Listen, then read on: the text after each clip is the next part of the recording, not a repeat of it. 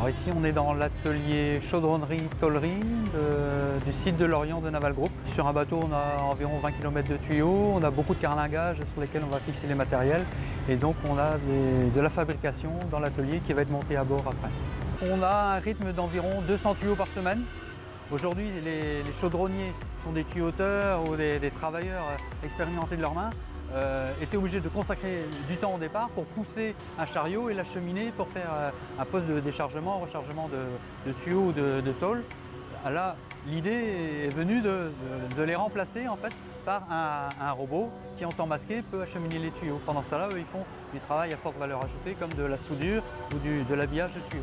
On avait une problématique à la fois d'un AGV qui ne devait pas déranger les gens dans l'atelier, d'une potence qui doit permettre de faire du chargement-déchargement sans être assujetti à avoir un pont ou une potence d'atelier disponible.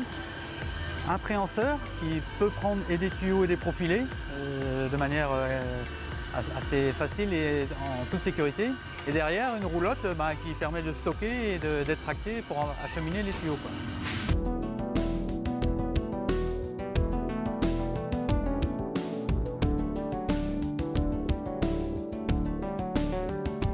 Donc Actemium est membre de Factory Lab en qualité d'intégrateur et plus particulièrement sur le site de Poissy pour notre expertise en robotisation, mécanisation et automatisation des process. C'est pour ça qu'il nous a été confié le pilotage du projet AMM20 dans le cadre du thème 2 de Factory Lab, l'assistance physique à l'opérateur. Les principales difficultés techniques ont notamment été la constitution d'un train, un ensemble avec un AGV tractant un manipulateur mobile et une remorque de stockage, et notamment toute l'analyse de risque associée pour laquelle nous nous sommes appuyés sur Bureau Veritas, autre partenaire de Factory Lab, ainsi qu'un ensemble de calculs dynamiques pour vérifier la stabilité du système lors des déplacements pour lesquels nous sommes appuyés sur le CETIM.